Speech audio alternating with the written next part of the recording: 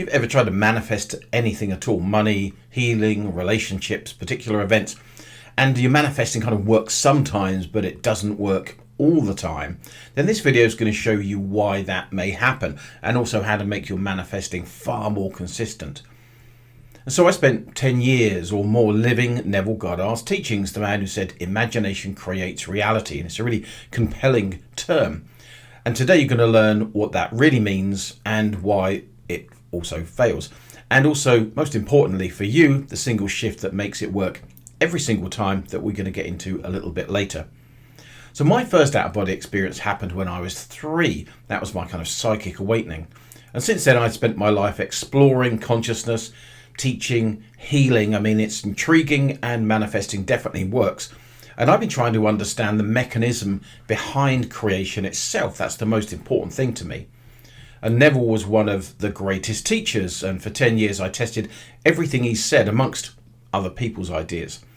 And if you want grounded practical spirituality explains how consciousness really creates, you're in exactly the right place with this video.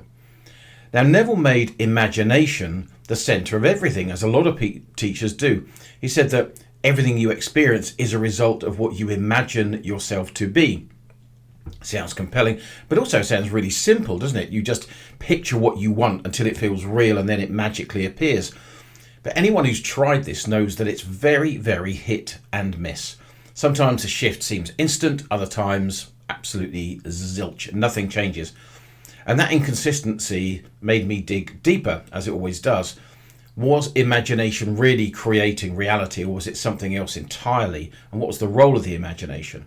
And so that question became a bit of an obsession that led me to discover how manifestation actually works with the imagination. And while you're here, I wanted to invite you to subscribe to the channel if this kind of thing interests you. It intrigues me. So if you like exploring consciousness without the fluff and the BS, do subscribe now. It helps people find the channel, find these ideas, helps us create a reality that is much more loving, caring, and much more in line with spiritual ideas. So subscribing tells YouTube that you want more truth-based teachings like this. So let's have a look at a core model, which is state, selection, and stabilization. And here's what I found after all the time testing Neville's ideas. So state is who you are being. It's your baseline feeling or ideas of identity. Selection is the outcome that matches the state. And stabilization is when you hold that state enough until reality reshapes around you or through you. And in terms of imagination, people just don't understand what it is or how to use it in those contexts. And I found this to be really helpful when wanting to change things in my life. The imagination is taught as a creator of something new. You imagine this or you imagine that, but the truth is the imagination doesn't actually create anything new. It actually is a lens. It shows you a reality that already exists. And there's a real difference here, because when you realize that the imagination is a lens rather than a creator, it becomes easier to use. Well, it does for me anyway. It isn't about taking new pictures and ideas. It's actually the way that you can view and perceive a reality that already exists in a multidimensional nature of reality, and you're tuning into. The imagination then doesn't create outcomes, it actually shows them. It's your choices, beliefs, and emotional state that selects them. And scenes, imagination, are only useful if they change your emotional state. And in a minute I'm going to show you the difference, and you can just see it for yourself. It's super simple when you think about it. Now, when Neville said live in the end, he was describing a state change, not a daydream. So revision, going over things, rewires the feeling attached to a memory. Assumption, as he talks about, is in maintaining that new state until it mirrors. But the issue is, when you think about it, most people keep the old state while acting out new scenes. So there's a mismatch. It's like turning the steering wheel on a parked car. It's kind of like, it feels like movement, but without any actual motion. And I'm going to show you the shift that made this effortless for me. Super simple. Anyone can do it. So what comes next? You need to stop treating the imagination as a kind of controlling thing. Start using it as a perception element. So you're not forcing matter, you're actually tuning consciousness. Your mind is the tuner The state is the frequency. And when you're tuned in, right, actions appear naturally. They feel easy. Reality starts to rearrange itself around you and through you. So here's a 10-second test. Just close your eyes. Take a deep breath. Think of something that you want. Forget the imagination completely. And just ask, if this were done, if I was experiencing this in my reality, how would I feel? What would my body feel like as normal? Just take a second to embody that. And there is a difference, isn't there? You don't need the imagination to change your state.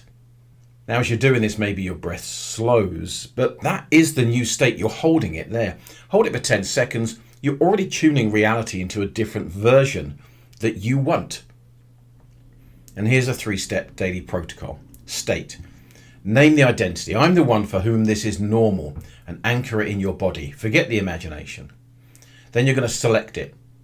Then you bring in the imagination. Picture an ordinary after moment. If it strengthens the state, keep it. Then you're going to stabilize. You're going to return to that feeling 3 times a day. Short and often beats long and rare. And then you're going to take one slight light action from that state. And that's how the timelines begin to click together. And so the common mistakes people make are over-visualizing first and under-feeling.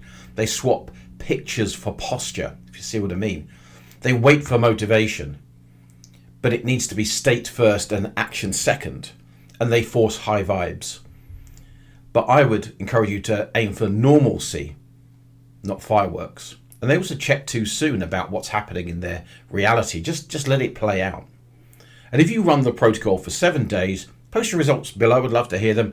And then I'll feature real examples in a future breakdown. You can also join me in the Conscious Creation Academy. Subscribe to the Conscious Creation newsletter for deeper training. And if you haven't yet, do hit subscribe so we can keep expanding this conversation more and more, can answer your questions.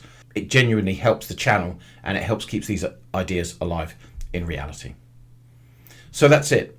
The way you use your imagination is really key.